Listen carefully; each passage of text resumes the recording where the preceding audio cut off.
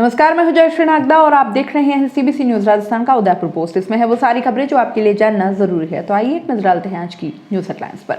उदयपुर के सवीना थाना क्षेत्र में मिला अज्ञात युवक का शव।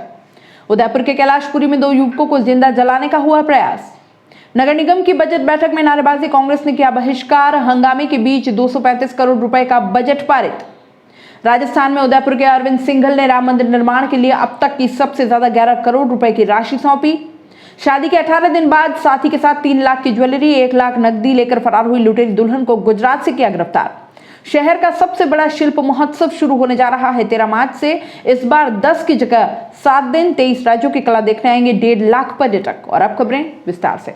उदयपुर के सवीना क्षेत्र में गुरुवार सुबह एक शव मिलने से सनसनी फैल गई। युवक का शव गीतांजलि हॉस्पिटल के सामने की ओर रेलवे ट्रैक के पास मिला। क्षेत्रवासियों की सूचना पर सवीना पुलिस मौके पर पहुंची एवं एफएसएल टीम को भी बुलाया गया है। बताया जा रहा है कि यह शव 2 से 3 दिन पुराना है। पुलिस ने अग्रिम अनुसंधान के लिए कब्जे में ले लिया है एवं पोस्टमार्टम के लिए भेज दिया गया है। अज्ञात युवक की उम्र लगभग 35 साल बताई जा रही है। उदयपुर में अपराधियों के हौसले कितने बुलंद हैं, ये आप इस बात से ही जान जाएंगे कि यहाँ अब अपराध और यहाँ तक कि किसी की जान तक लेने से पहले अपराधी कांपता नहीं, कानून से डरता नहीं, बल्कि बेखौफ होकर अपराध को अंजाम देने के लिए निकल पड़ता है। ये बात अलग है कि बाद में पुलिस एक्टिवेट भी होती है, लेकिन बाद में लकीर पीटने से कुछ हासिल होता नहीं। पहले ही अपराधियों में डर ऐसा हो कि अपराध की जो दर है वो घट जाए। राजस्थान पुलिस का तो नारा भी यही है कि आमजन में विश्वास और अपराधियों में डर। खैर, खबर यह है कि तड़के 3 बजे कैलाशपुरी गांव में टेंट में सो रहे युवकों को जिंदा जलाने का प्रयास किया गया। बताया जा रहा है कि यहां कैलाशपुरी गांव में महाशिवरात्रि क्रिकेट कप का आगाज भी होने जा रहा था। यहां टेंट लगाकर सो रहे 2 युवकों को अज्ञात असामाजिक तत्वों द्वारा आग के हवाले करने का प्रयास किया गया। जलने वाले युवक कार से वहां तक पहुंचे थे। आग में टेंट सहित कई सारा सामान, कुर्सियां जलकर खाक हो गए। ग्रामीणों को इस बात का भी आक्रोश है कि सूचना के बावजूद सुखेर पुलिस द्वारा घटना के बारे में कोई ध्यान नहीं दिया गया। फिलहाल सरपंच से रिपोर्ट लेकर एफआईआर दर्ज कर ली गई है। अब ये आरोपी कौन थे, आग लगाने के पीछे क्या मंशा थी, ये पुलिस जांच का विषय है। उम्मीद है जल्द ही अग्रिम अनुसंधान में सामने आएगा। उदयपुर नगर निगम की बजट बैठक गुरुवार को शुरू हुई, लेकिन विपक्ष ने शुरू से ही भाजपा बोर्ड को निशाने पर लेते हुए हंगामा किया। महापौर गोविंद सिंह टाक की अध्यक्षता में बजट बैठक शुरू हुई, लेकिन कांग्रेस के पार्षदों ने मीडिया को बोर्ड बैठक में नहीं आने देने को लेकर विरोध करते हुए नारेबाजी शुरू कर दी। बैठक में विधानसभा नेता प्रतिपक्ष गुलाब चंद कटारिया, ग्रामीण विधायक फूल सिंह मीणा भी शामिल थे। बहिष्कार के बीच विपक्ष ने कहा कि काम स्मार्ट सिटी के ज्यादा चल रहे हैं तो उनके सीईओ को भी इस बैठक में बुलाना चाहिए।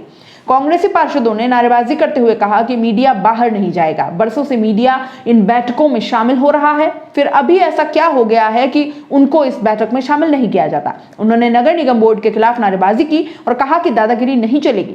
साथ के साथ महापौर जी जवाब दो, महापौर जी जवाब दो के नारे भी लगाए गए और विपक्ष ने बजट का बहिष्कार कर दिया। इस बीच भाजपा बोर्ड ने फिर भी 235 करोड़ रुपए का बजट पारित कर ही दिया। राष्ट्रगान के साथ बैठक समापन की घोषणा कर दी गई। बैठक समाप्त होने के साथ जैसे ही महापौर व भाजपा पार्षद निकले तो कांग्रेसी पार्षदों ने जमकर नारेबाजी की और कहा कि तानाशाही नहीं चलेगी। बोर्ड बैठक में न तो बजट पर चर्चा हुई और न ही शहर के विकास पर बात।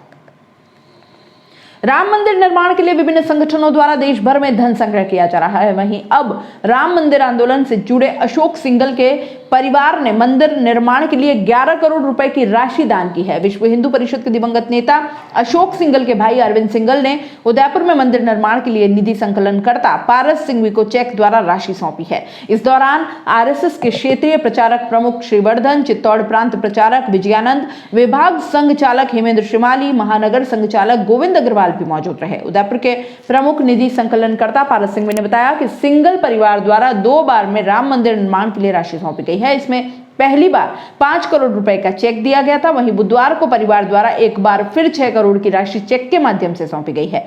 सिंघवी ने बताया कि राजस्थान में सिंघल परिवार द्वारा मंदिर निर्माण के लिए दी गई राशि अब तक की सबसे अधिक है। बता दें कि इससे पहले उदयपुर के सिंघल परिवार के सदस्य सलिल सिंघल पीएम नरेंद्र मोदी के साथ राम मंदिर भूमि पूजन में भी शामिल हुए थे। अरविंद सिंघल ने कहा है कि राम मंदिर निर्माण का सपना काफी पुराना था जो अब पूरा होने जा रहा है। ऐसे में मंदिर निर्माण की भव्यता में किसी भी तरह की कमी न रहे, इस बात को ध्यान में रखते हुए सिंघल परिवार द्वारा यह राशि सौंपी गई है। अरविंद सिंघल बताया कि उनके बड़े भाई अशोक सिंघल लंबे समय तक राम मंदिर निर्माण के लिए संघर्ष करते रहे थे, लेकिन उनके जीते जी मंदिर निर्माण का उनका का सपना पूरा नहीं हो पाया। ऐसे में अपने बड़े भाई के सपने को पूरा होता देख मुझे काफी खुशी हो रही है। राजस्थान में अरविंद सिंघल ने राम मंदिर निर्माण के लिए अब तक की सबसे ज्यादा राशि सौंपी है। बता दें कि Arvind Singhal Vulcan India private limited के मैनेजिंग डायरेक्टर हैं। Vulcan India private limited mining के क्षेत्र के साथ ही बिजली के मीटर और उपकरण बनाने का काम करती है, जो भारत समेत कई दूसरे देशों में भी सप्लाई किए जाते हैं। उदयपुर के मावली निवासी भूरालाल से शादी के 18 दिन बाद ज्वेलरी और नकदी लेकर फरार दुल्हन को पुलिस ने गुरुवार को गिरफ्तार कर लिया है। उदयपुर के प्रतापनगर पुलिस को मुखबिर से सूचना मिली थी कि लुटेरी दुल्हन गुजरात के गांधीनगर में मौजूद है, जिसके बाद पुलिस की टीम आम नागरिक बनकर गुजरात पहुंची और फरार दुल्हन रीना डांगी को हिरासत में ले लिया। वहीं रीना से हुई शुरुआती पूछताछ के आधार पर पुलिस ने उसके साथ ही उदयपुर निवासी प्रकाश चौहान को भी गिरफ्तार किया है। बता दें कि रीना ने 2 फरवरी 2020 को उदयपुर के मावली निवासी भूरालाल से शादी की थी। शादी करने से पहले रीना ने फरियादी भूरालाल से 3 लाख के गहने लिए थे, जबकि 1 लाख शादी के खर्चे की एवज में मांगे थे। जिसके बाद 20 फरवरी के दिन जब फरियादी सूरत गया, पीछे से रीना उसके साथ ही प्रकाश के साथ फरार हो गई। इस दौरान रीना घर में रखी ज्वेलरी और नकदी भी लेकर भाग गई, जिसके बाद से ही पुलिस लुटेरी दुल्हन रीना डांगी की तलाश में जुटी थी। उदयपुर पुलिस के उप अधीक्षक राजीव जोशी ने बताया है कि रीना डांगी प्रकरण में शुरुआती पूछताछ जारी है। पुलिस रीना से ज्वेलरी का पता लगाने में जुट गई है। साथ ही यह भी पता लगाया जा रहा है कि रीना ने भूरालाल के अलावा क्या किसी और व्यक्ति को भी अपना शिकार बनाया था। और यहाँ रुकेंगे एक छोटे से ब्रेक के लिए। ब्रेक के बाद जल्द हाजिर होंगे।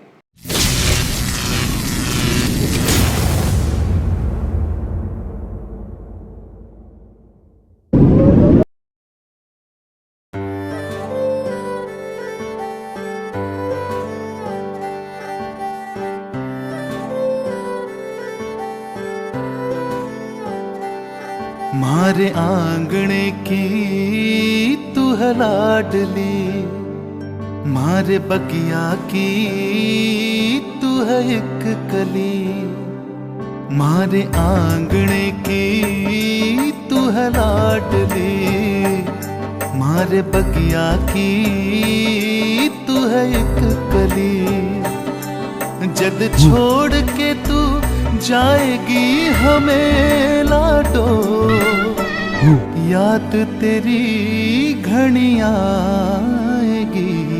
मारे आंगणे की तू है लाडली, मारे बगिया की तू है एक कली। सोजतिया ज्वेलर्स, रिश्तों को नहीं दिलों को जोड़े। ब्रेक के बाद आपका स्वागत है। शहर का सबसे बड़ा शिल्पग्राम महोत्सव 13 से 19 मार्च तक होगा। कोरोना काल के चलते यह महोत्सव पहली बार अपने तय समय से 82 दिन देरी से शुरू होगा। इस बार यह 10 दिन की जगह 7 दिन का ही होगा। इसमें 23 राज्यों की कला देखने हर साल की तरह 1.5 लाख पर्यटकों के आने की संभावना है। खुशखबरी यह है कि महोत्सव इस साल 2 बार होगा। दूसरा महोत्सव अपने तय समय 21 से 30 दिसंबर तक होगा। पश्चिम क्षेत्र सांस्कृतिक केंद्र शिल्पग्राम के अधिकारियों ने बताया कि महोत्सव की तैयारियां शुरू हो गई हैं। देश भर के कलाकारों और शिल्पकारों को न्योता दे दिया गया है। 7 दिन के इस महोत्सव में 15, 16 और 17 मार्च को ऋतु बसंत के कार्यक्रम होंगे। बाकी 4 दिन फोक डांस की प्रस्तुति होगी। महोत्सव में हर साल 23 राज्यों के कलाकार अपनी कला और संस्कृति के रंग शिल्पग्राम में बिखेरते हैं। यहाँ राजस्थान, मणिपुर, मिजोरम, असम, त्रिपुरा, उड़ीसा, पश्चिम बंगाल, आंध्र प्रदेश, तेलंगाना, कर्नाटक, पांडुचेरी, झारखंड, मध्य प्रदेश, छत्तीसगढ़, जम्मू कश्मीर, हरियाणा, पंजाब, नागालैंड, उत्तराखंड, लद्दाख, गुजरात, महाराष्ट्र, दमन-दीव आदि राज्यों और केंद्र शासित प्रदेशों के कलाकार आते हैं। 70 बीघा में फैले शिल्पग्राम में कोविड गाइडलाइन का ध्यान रखते हुए महोत्सव का आयोजन होगा। महोत्सव के दौरान एक जगह पर 200 से ज्यादा लोगों को इकट्ठा नहीं होने दिया जाएगा। सांस्कृतिक कार्यक्रमों की प्रस्तुति भी 2 से ढाई घंटे के बजाय 1 घंटे की होगी। 447 हैंडीक्राफ्ट्स और फूड स्टॉल यहां पर लगे थे 2019 में और 226 हैंडीक्राफ्ट और फूड स्टॉल इस बार लगेंगे। आधी दुकानें ही लगेंगी। इस बार सोशल डिस्टेंस रखते हुए एक दुकान छोड़कर एक दुकान लगाई जाएगी, यानी कि 200 हैंडीक्राफ्ट और 26 फूड स्टॉल ही लग पाएंगे। महोत्सव में हर साल 1.5 लाख देशी विदेशी पर्यटक आते हैं। इससे पर्यटन को बड़ा व्यवसाय मिलता है। वर्ष 2019 में हैंडीक्राफ्ट और फूड स्टॉल के संचालकों को 3 करोड़ 95 लाख रुपए की आमदनी हुई थी।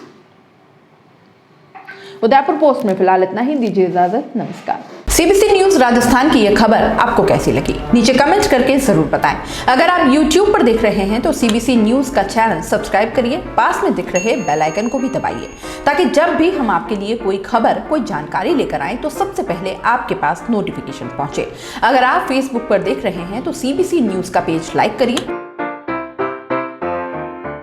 अगर आप Instagram पर देख रहे हैं तो आप हमें फॉलो कर सकते हैं।